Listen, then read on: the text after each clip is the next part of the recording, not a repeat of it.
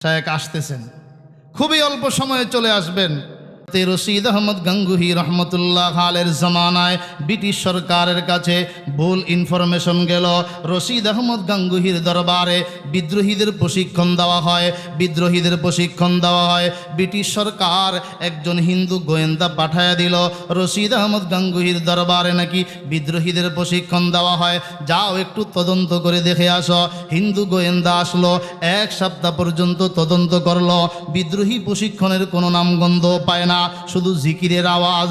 এবার 1 সপ্তাহ পরে হযরতে রশিদ আহমদ গাঙ্গুহি রহমতুল্লাহ আলের দরবারে আসে, আইসা বলে, হুজুর, ব্রিটিশ সরকার আমাকে পাঠাইছে, আপনার এখানে নাকি বিদ্রোহীদের প্রশিক্ষণ দেওয়া হয়, একটু তদন্ত করার জন্য। বলে, কি পাইলা? 1 সপ্তাহ পর্যন্ত আমি তদন্ত করলাম, শুধুই জিকিরের আওয়াজ, লা ইলাহা ইল্লাল্লাহ, লা ইলাহা ইল্লাল্লাহ, লা ইলাহা ইল্লাল্লাহ, লা ইলাহা ইল্লাল্লাহ, লা ইলাহা ইল্লাল্লাহ। সকাল থেকে সন্ধ্যা পর্যন্ত, সন্ধ্যা থেকে সকাল পর্যন্ত এক এক দল শুধু জিকির করতে থাকে। খানকার থেকে শুধু জিকিরের আওয়াজ বের হয়, খানকার থেকে শুধু জিকিরের আওয়াজ শুনতে পাই, এছাড়া ভিন্ন কিছু পাই না। আল্লাহু আকবার। হিন্দু গোয়েন্দা আবার চলে যায়, আরও 3 দিন ঘোরাফেরা করে। এবার যাওয়ার সময় বিদায় গ্রহণ করবে, পকেট থেকে 10টি টাকা আল্লাহু আকবার বের করে হাদিয়া দিবে। তার আগে হিন্দু গোয়েন্দা হযরত রশিদ আহমদ গাঙ্গুহি রহমতুল্লাহ আলাইকে 7 দিনের মাথায় যখন সাক্ষাৎ করলো, জিজ্ঞেস করেছিল, ও জামানার ইমাম, ও জামানার পীর, আপনি যে 24 ঘন্টা শুধু খানকার ভিতরে থাকেন, আপনার ইনকাম সোর্স কি? আপনার পরিবার চলার ব্যবস্থা কি? আপনার ইনকাম সোর্স কি জানতে চাই। আল্লাহু আকবার। বিদায় গ্রহণ করার সময় যখন আসলো, পকেট থেকে 10টি টাকা হাদিয়া দিতে চায়। আল্লাহর ওলি বলেন, না, আমার তোমার টাকার কোনো প্রয়োজন নাই, তোমার টাকা তোমার কাছে থাকুক, টাকার আমার কোনো প্রয়োজন নাই, হাদিয়ার কোনো প্রয়োজন নাই। আল্লাহু আকবার, আল্লাহু আকবার। হাদিয়ার কোনো প্রয়োজন নাই। আল্লাহু আকবার। তিনি নিতে চাচ্ছেন না। হিন্দু গোয়েন্দা বলছি, হুজুর, আমার অন্তর আমাকে বাধ্য করছে, আমার অন্তর আমাকে বাধ্য করছে, 10টি টাকা আপনাকে হাদিয়া দিব।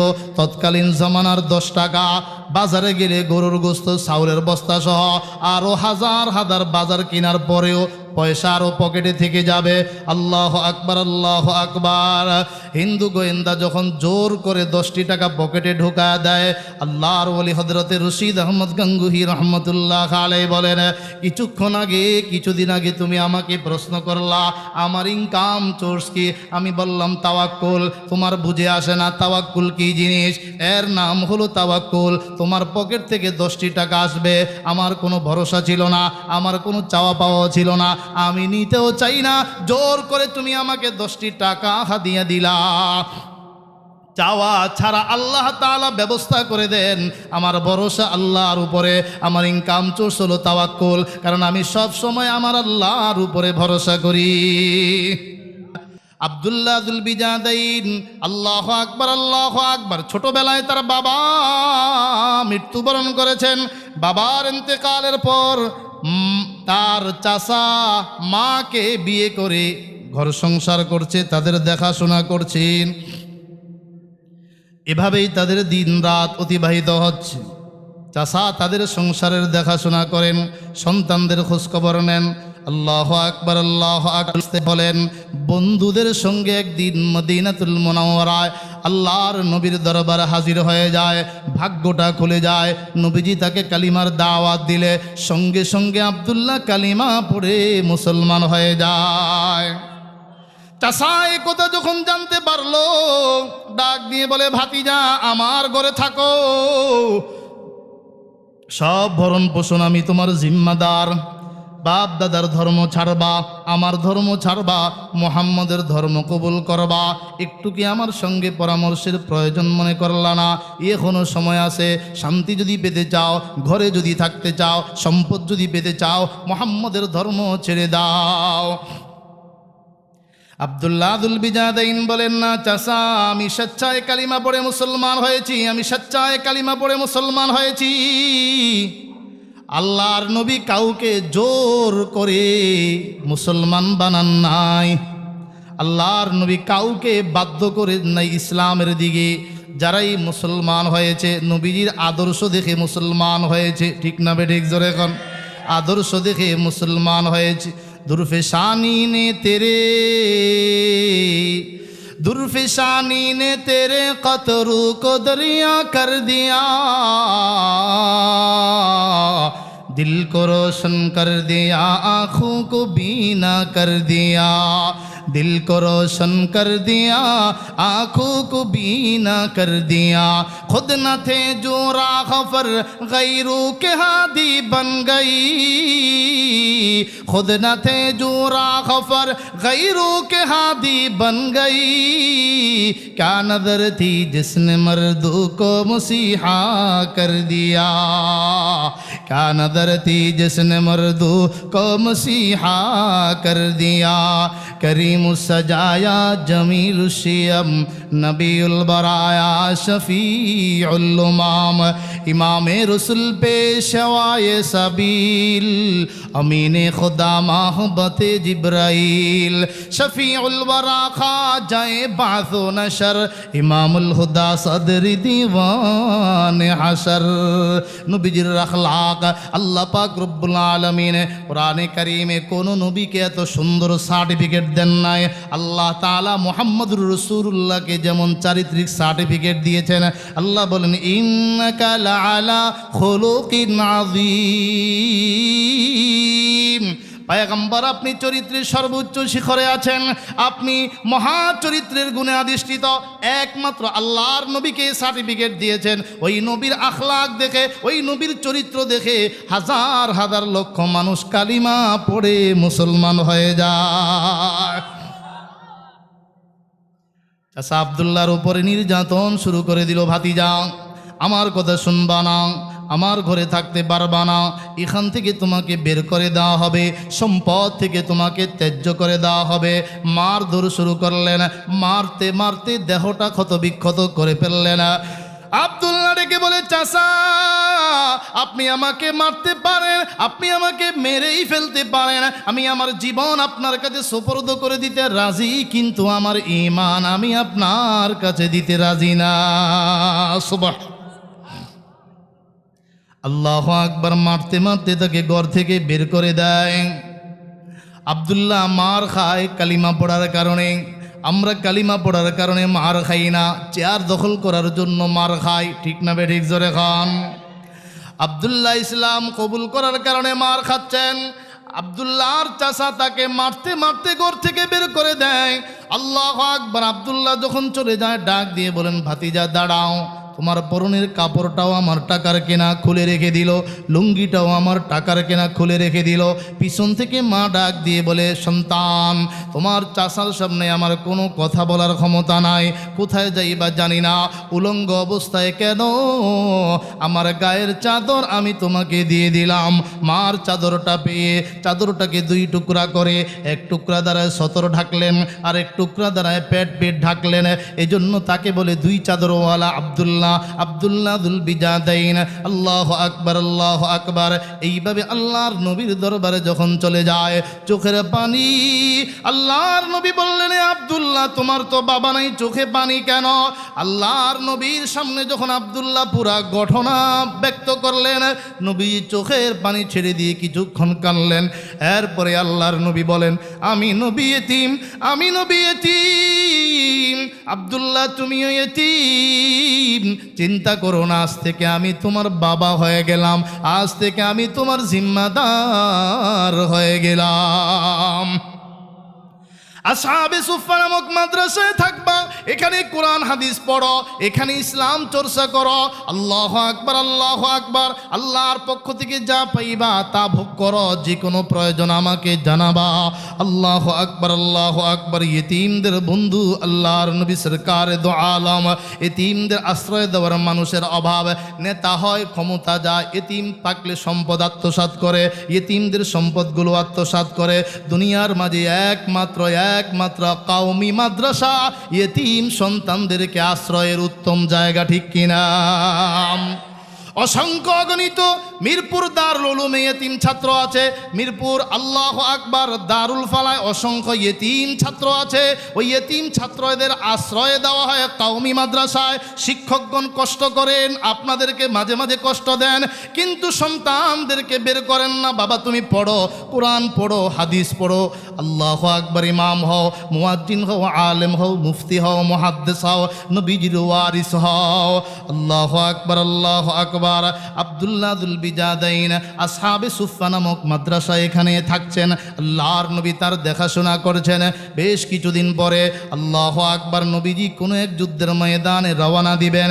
জনৈক সাহাবী আসলেন, আইসা সংবাদ দিলেন, ইয়া রাসূলুল্লাহ, আপনার ইয়েতিম সাহাবী আব্দুল্লাহ খুবই অসুস্থ, আপনি কি একটু দেখবেন? নবীজি হযরত আবু বকর ওমরকে সঙ্গে নিয়ে দেখতে গেলেন। গিয়ে দেখতেছেন আব্দুল্লাহ মুমূর্ষু অবস্থায় শোয়া, মৃত্যু শয্যায় শায়িত, মনে হয় আর বেশি সময় বাঁচবে না। আল্লাহর নবী সরকারে দো আলম আব্দুল্লাহর মাথাটা নবীজির রানের উপরে রেখে তাকে শোয়া দিলেন। ডাক দিয়ে বলতেছেন, এ আব্দুল্লাহ, মনে হয় তুমি আর বেশি সময় বাঁচবা না, থাকবা না, তোমার দুনিয়ার হায়াত শেষ হয়ে গেছে। জিন্দিগির কোনো আখিরি তামান্না আছে কিনা জানতে চাই। আমি নবী তোমার আখিরি তামান্না পূরণ করব। তোমার জিন্দিগির শেষ কোনো তামান্না আছে কিনা? আল্লাহু আকবার, আল্লাহু আকবার। আব্দুল্লাহ দুল বিজাদাইন বলে, তেরি মেরাজ হো কে তু লৌহ কলম তক পৌঁছা, মেরে মেরাজ হয় কে মাই তেরে কদম তক পৌঁছা। আল্লাহু আকবার বলেন, আর জোরে আল্লাহু আকবার। এই দুনিয়ার জমিন থেকে 7 আসমান অতিক্রম করে আল্লাহর আরশ পর্যন্ত আপনি সফর করেছেন, এটা ছিল আপনি নবীর মেরাজ। মরণের সময় আমি আপনার কদম মুবারকে হাজির, আমি মনে করি এটা আমার জন্য মেরাজ সমতুল্য। সুবহানাল্লাহ। निकल जाए दम तेरे कदमों के नीचे, निकल जाए दम तेरे कदमों के नीचे, यही दिल की हसरत है, यही आरज़ू है, यही दिल की हसरत है, यही आरज़ू है। আপনার কদম মুবারকে আমার জিন্দেগির আখেরি সময়টা অতিবাহিত হবে, এটা আমার জিন্দেগির শেষ তামান্না। আল্লাহু আকবার বলেন। কিছুক্ষণ পরে মালাকুল মউতের সঙ্গে সাক্ষাৎ হয়ে যায়, আব্দুল্লাহর ইন্তেকাল হয়ে যায়। আব্দুল্লাহ দুল বিজাদাইনের ইন্তেকালের পরে আপনার আমার নবী মুহাম্মদুর রাসূলুল্লাহ, দয়াল নবী, রহমতের নবী মুহাম্মদুর রাসূলুল্লাহ সাল্লাল্লাহু আলাইহি ওয়াসাল্লাম সাহাবায়ে কেরামদেরকে ডেকে বলেন, ও আমার সাহাবীরা, ও আমার সাহাবীরা, আব্দুল্লাহকে সুন্দর করে গোসলের ব্যবস্থা করো, আব্দুল্লাহকে সুন্দর করে গোসলের ব্যবস্থা করো। তবে তার কাফনের ব্যবস্থা তোমাদের করা লাগবে না, কাপনের কাপড় তোমাদের খোঁজাখুঁজি করা লাগবে না। আব্দুল্লাহ তো সেই আব্দুল্লাহ ইসলাম কবুল করার কারণে চাচা মারতে মারতে তাকে উলঙ্গ করে ঘর থেকে বের করে দিয়েছে। ইসলাম কবুল করার কারণে যেই আব্দুল্লাহ উলঙ্গ হতে হয়েছে, আজকে তার কাপনের কাপড় সাধারণ কোনো কাপড় দ্বারাই দিব না। আব্দুল্লাহর কাপনের কাপড়ের জন্য আমি নবী আমার গায়ের চাদর মুবারক খুলে দিয়ে দিলাম। আর জোরে বলেন আল্লাহু আকবার। दिल मेरा तस्खीर किया एक अरबी ने, मक्की मदनी हाशिमी मुक्तलबी ने। আল্লাহু আকবার, আল্লাহু আকবার। আল্লাহর নবীর দেওয়া চাদর দ্বারায় কাফনের ব্যবস্থা করা হয়, আল্লাহর নবীর চাদর দ্বারায় কাফনের ব্যবস্থা করা হয়। জানাজা রেডি হয়ে যায়, নবী আমার জানাজার ইমামতি করলেন। লাশটা কবরের কাছে নেওয়া হয়। কবরস্থানে যখন লাশ নেওয়া হয়, আল্লাহর নবী নিজ হাত মোবারক দ্বারায় তার লাশটা ধরলেন, কবরে রাখলেন। হযরত ওমর এই দৃশ্য দেখে চোখের পানি ছেড়ে দিয়ে কান্দে, মালিক, আমি ওমর যদি ওমর ইবনুল খাত্তাব না হয়ে এরকম আব্দুল্লাহ দুল বিজাদাইনের মতো যদি ভাগ্যবান সাহাবী হতে পারতাম, আমি আরও বেশি গর্ববোধ করতাম। যার মরণ নবীজির কদম মুবারকে, যার জানাজা নবীজি ইমামতি করলেন, যার কাফনের ব্যবস্থা নবীজির চাদর মুবারক দ্বারায়, যার লাশখানা নবীজি হাত মুবারক দ্বারায় কবরে রেখে দিলেন, তার কবরে আযাব হবে না, ওই লাশে কখনো জাহান্নামের আগুন স্পর্শ করবে না। আল্লাহু আকবার, আল্লাহু আকবার। আমি যদি এমন একজন সাহাবী হতাম, আমি আরও বেশি গর্ববোধ করতাম। আল্লাহু আকবার, আল্লাহু আকবার। আল্লাহ পাক রব্বুল আলামিন বলেন, আমিনু কামা আমানান নাস। ঈমান আনো। সাহাবায়ে কেরাম যেমন ঈমান এনেছেন, হযরতে আবু বকর যেমন ঈমান এনেছেন, হযরতে ওমর যেমন ঈমান এনেছেন, হযরতে উসমান আলী যেমন ঈমান এনেছেন, তালহা জুবাইর যেমন ঈমান এনেছেন, বেলাল হাবশি যেমন ঈমান এনেছেন, সাদ বিন আবি ওয়াক্কাস যেমন ঈমান এনেছেন, আব্দুল্লাহ যুল বিজাদাইন যেমন ঈমান এনেছেন, তাদের ঈমানের মতো ঈমান আনো। আল্লাহু আকবার। তাদের সামনে ক্ষমতার চেয়ার দেওয়া হয়েছে, চেয়ার ছেড়ে দিয়েছেন, ঈমান ছাড়েন নাই। তাদের সামনে সুন্দরী রূপসী নারী পেশ করা হয়েছে, নারী বর্জন করেছেন, ঈমান ছাড়েন নাই। তাদের সামনে আল্লাহু আকবার দুনিয়ার ক্ষমতা পেশ করা হয়েছে, ক্ষমতা গ্রহণ করেন নাই, ঈমান গ্রহণ করেছেন, ঈমানের উপর অটল ছিলেন। এটা ছিল সাহাবাদের ঈমান। জোরে কোন ঠিক কিনা? ইল্লাল্লাযীনা আমানু। ইমানদারের কিছু গুণ আছে। সূরাতুল ফুরকানে ইমানদারের কিছু গুণ বিবরণ দিয়েছেন। ওয়া ইবাদুর রহমানিল্লাযীনা ইয়ামশুনা আলাল আরদি হাওনা ওয়া ইযা খাতাবাহুমুল জাহিলুনা ক্বালু সালামা। অনেকগুলো ইমানদারের গুণ বর্ণনা করেছেন।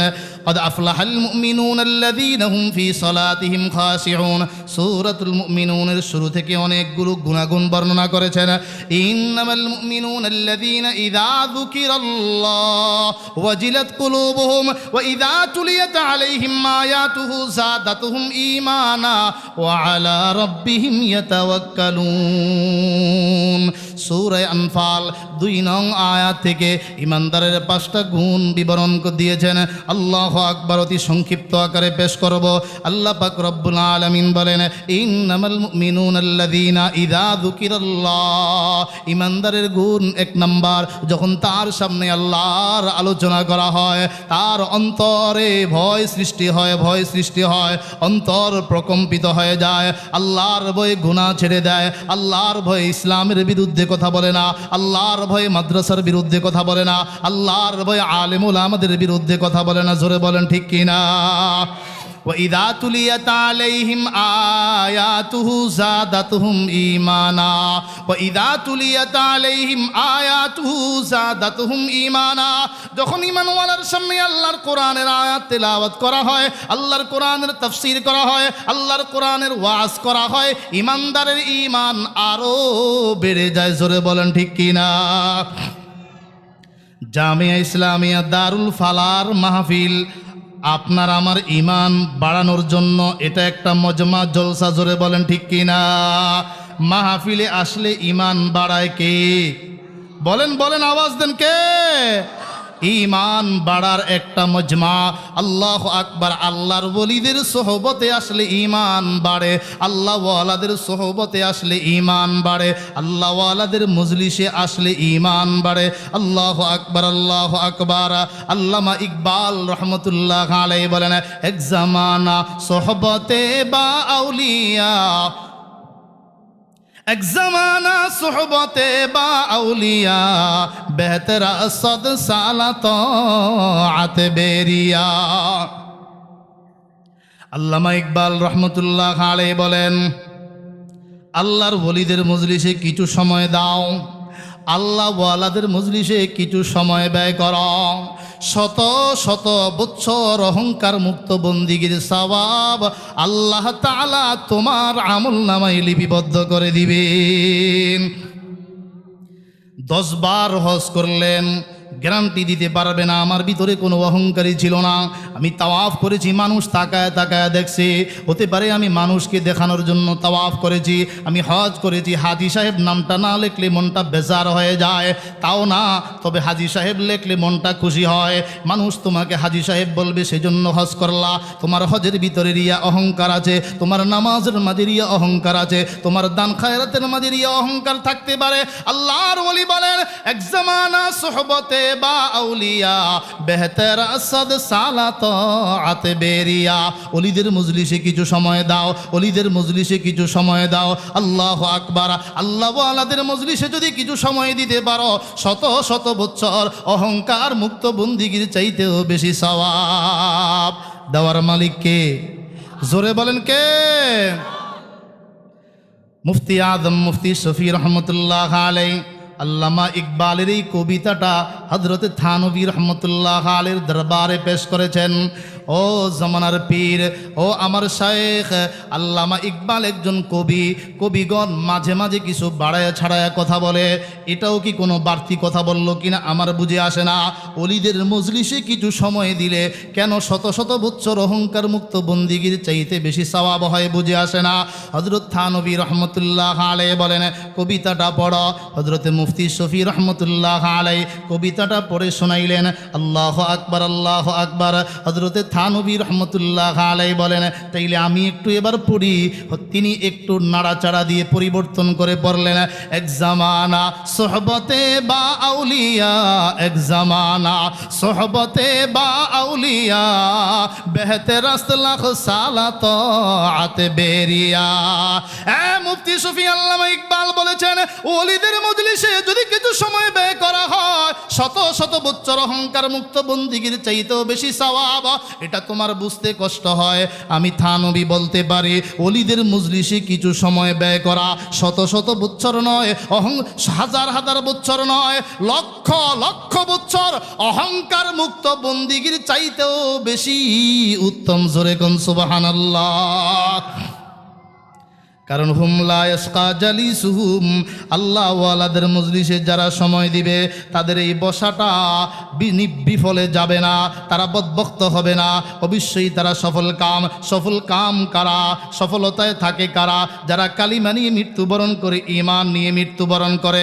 মুহাদ্দিসিন কিরাম বলেন, আল্লাহ ওয়ালাদের মজলিসে যারা আসা যাওয়া করবে, আল্লাহ ওয়ালাদের মজলিসে যারা সময় দিবে, ওদের মরণ হবে ঈমানি মরণ। জোরে কোন ঠিক কিনা?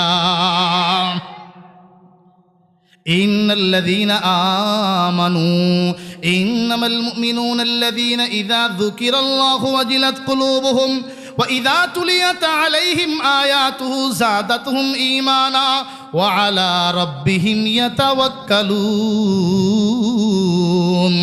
মুমিনের 3 নম্বর গুণ। কষ্ট হইতেছে আপনাদের? কষ্ট হইতেছে? শায়েখ আসতেছেন, খুবই অল্প সময়ে চলে আসবেন। আপনারা যে সুন্দর মজমা উপহার দিলেন, এই পরিবেশটা নিম্ন চাপ, উপরের চাপ, ডানের বামের চাপ আসতে পারে, এরকম বহু চাপ নেতার জন্য আপনারা সহ্য করেন। আজকে অলির জন্য সহ্য করব। কথা বলেন ঠিক না বেঠিক? অলির সম্মানে আল্লাহর জন্য একটু সবর করব। রাজি আছি তো ইনশাআল্লাহ? কারা কারা রাজি হাত উঁচু করে দেখাই। নারায়ে তাকবীর। আগের আওয়াজটা একটু পাল্টায় দেন, নারায়ে তাকবীর। এও কিছু মানুষ এখনো নীরব আছে, সবাই জবান খুলে লিল্লাহে তাকবীর। আল্লাহ কবুল করুন। জোরে বলেন আমিন। শয়তান তো একদলকে মাহফিলই আসতে দেয় না, আরেক দল আসলে বসতে দেয় না। কিন্তু যারা বাহিরে থাকে, ওর তো বাহিরেই আছে, যারা ভিতরে থাকে এদের মাঝে যদি কিছুটা এদার উদার হয়, তাইলে এটা মজলিসের জন্য ক্ষতি, আরও মাহফিলের জন্য ক্ষতি, মাদ্রাসার জন্য ক্ষতি। কথা বলেন ঠিক না বেঠিক? আখেরি মুনাজাত দিয়ে উঠবো আজকে, একটু পরে বাগান শেষ হয়ে যাবে। পারবো তো ইনশাআল্লাহ? ইনশাআল্লাহ। জোরে বলেন ইনশাআল্লাহ। আল্লাহু আকবার। মুমিনের 3 নম্বর গুণ, মুমিন ভরসা করবে কার উপরে?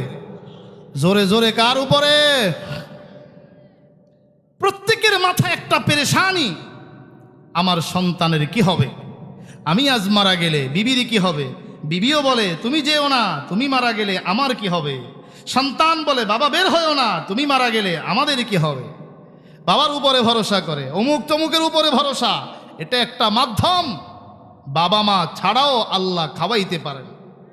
আল্লাহর নবীকে আল্লাহ এতিম অবস্থায় দুনিয়ায় পাঠাইছেন। মা আমেনা নবীজির 6 বছর বয়সে বিদায় গ্রহণ করেছেন।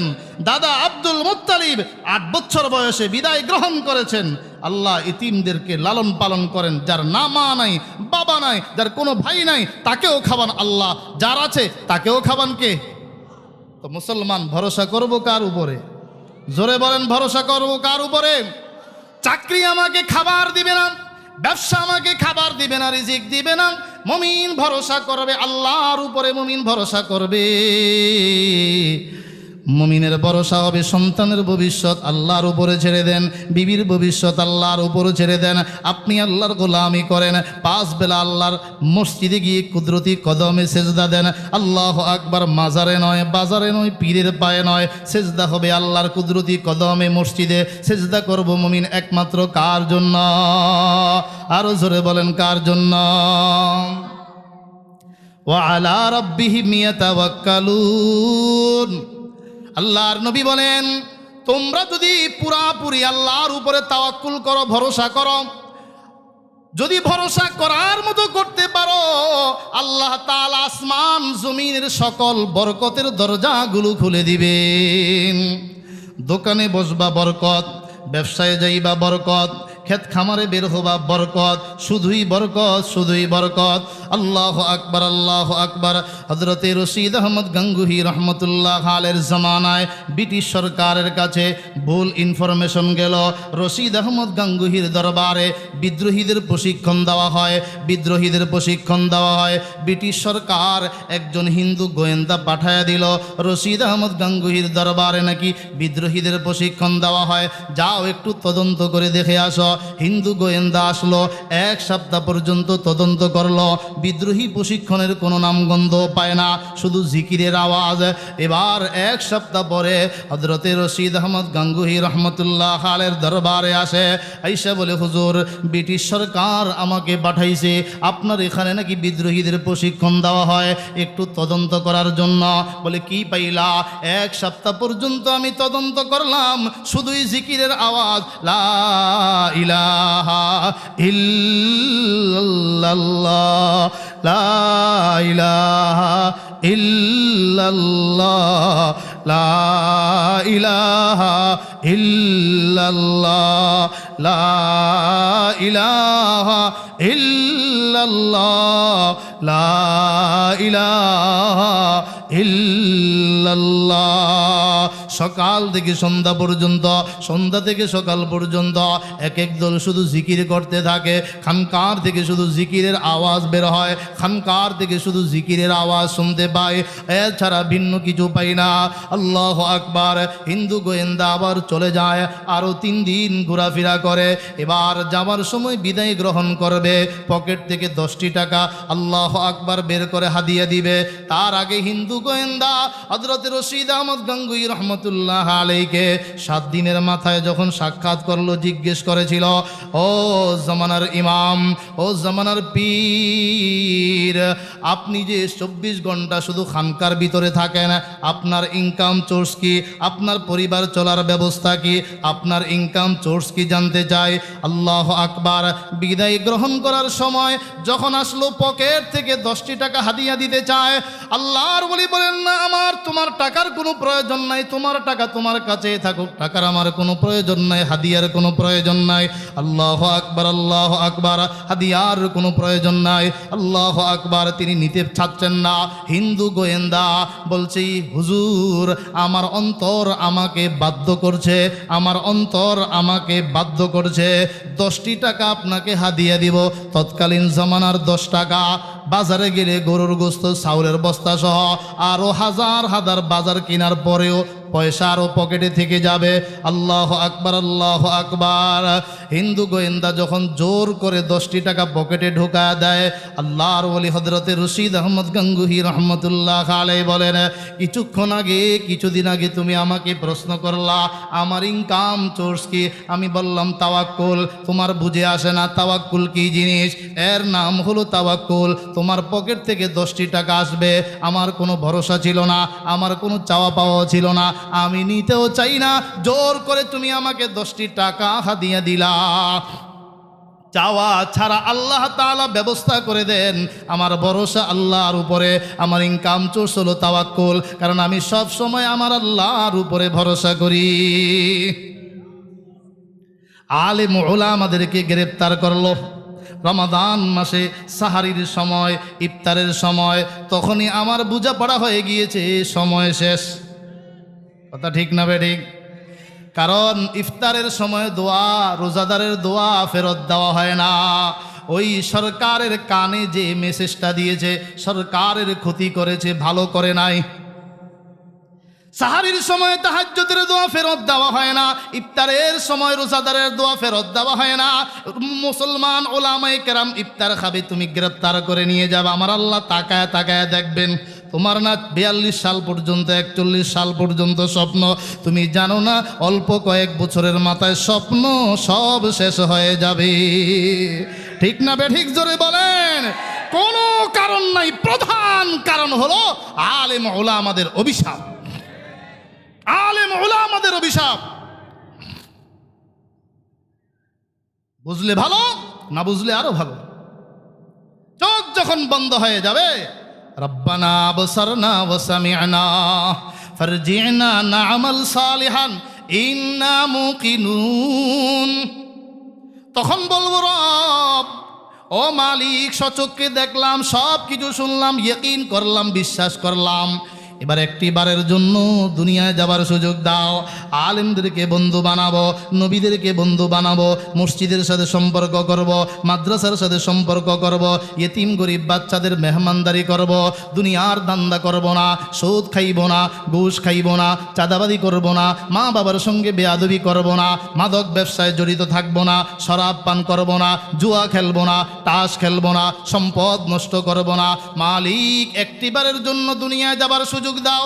আল্লাহু আকবার, আল্লাহু আকবার। কোনো দরখাস্ত কবুল করা হবে না। ওই মালিক রহমতের নজরে তাকায় আছেন। জামি ইসলামিয়া দারুল ফালাহ মাদ্রাসায় 800 খাটি দিলে তওবা করো, আমি আল্লাহ তোমার তওবা কবুল করব, তোমার জিন্দেগির গুনাহ মাফ করে দিব। আমি তোমাকে সবে বরাতে ডাক দেই, বান্দা আয় আয়, আমি আল্লাহ তোমাকে মাফ করে দিব। আসো পীরের মজলিসে আসো, আমি আল্লাহ তোমাকে মাফ করে দিব। লাইলাতুল কদরে আল্লাহ বান্দাকে ডাক দেন, আসো আমি তোমাকে মাফ করে দিব। ভোর রাত্রে আল্লাহ তাআলা বান্দাকে ডাক দে, আসো আসো আমি আল্লাহ তোমাকে ক্ষমা করে দিব, আমি আল্লাহ তোমাকে ক্ষমা করে দিব। আল্লাহ পাক রব্বুল আলামিন বড় রহমান রহিম, বান্দা চাইবে ক্ষমা চাইবে, আল্লাহ মাফ করতে দেরি করেন না। ঠিক না বে ঠিক? বহু বছর পর্যন্ত মূর্তিকে ডাকলা, সনম সনম সনম, মূর্তি ডাকে সাড়া দেয় না, বলে জবান থেকে সনমের পরিবর্তে সামাদ শব্দ বের হয়ে গিয়েছে। আমার আল্লাহ ওই বান্দা, নাফরমান বান্দার ডাকে লাব্বাইক বলে সাড়া দেন। আল্লাহু আকবার, আল্লাহু আকবার। মুসলমান ভরসা করবে কার উপরে? বাংলাদেশের কাউমি মাদ্রাসাগুলো, বলতে চেয়েছিলাম, আলে বলা আমাদেরকে যখন গ্রেপ্তার করে, তাদেরকে রিমান্ডে নিয়ে প্রশ্ন করে, আপনারা মাদ্রাসা চালান, টাকা কোত্থেকে পান? কে আপনাদেরকে টাকা দেয়? কোন দল আপনাদেরকে টাকা দেয়? কোন কোম্পানি আপনাদেরকে টাকা দেয়? ওরা জানে না মাদ্রাসা কিভাবে চলে, ওরা জানে না। কারণ ওরা কিছু প্রতিষ্ঠান চালায়, খাইতে খাইতে দুর্নীতি করতে করতে শেষমেশ শিক্ষকের বেতনও দিতে পারে না। কথা বলেন ঠিক না বেঠিক? আল্লাহু আকবার। কওমি মাদ্রাসাগুলো চলে তাহাজ্জুদের সময় চোখের পানির বরকতে, ফজরের পরে সূরা ইয়াসিনের বরকতে, মাগরিবের পরে ইশার পরে সূরা ওয়াকিআর বরকতে, আল্লাহর উপরে তাওয়াক্কুল, আল্লাহর উপরে তাওয়াক্কুলের মাধ্যমেই এ কওমি মাদ্রাসাগুলো চলে। অতএব এ মাদ্রাসার পাশে আমাদের থাকতে হবে। আল্লাহ তাআলা আমাদের সবাইকে, এদিকে তাকান, এদিকে তাকান, হুজুর আসতেছেন, সবর করেন, ধৈর্য ধরেন। আমাদের কাঙ্ক্ষিত মেহমান আমার শাইখ মুর্শিদ পীরে কামেল, হাজারো আলেম মুফতি মুহাদ্দিসদের ওস্তাদ, জমিন যাকে নিয়ে গর্ব করে, আসমান যাকে নিয়ে গর্ব করে, আলেমদের সেরে তাজ, আমাদের আধ্যাত্মিক রাহবার হযরত তাশরীফ এনেছেন। কেউ নড়াচড়া করব না, যেভাবে জমে বসে আছি। যারা দাঁড়িয়ে আছেন মেহরবানি করে ভিতরে চলে আসুন। আল্লাহ তাআলা আমাদের মজমা কবুল করেন, হযরতকে পরিপূর্ণ সুস্থতা দান করেন, আফিয়তে কামেল।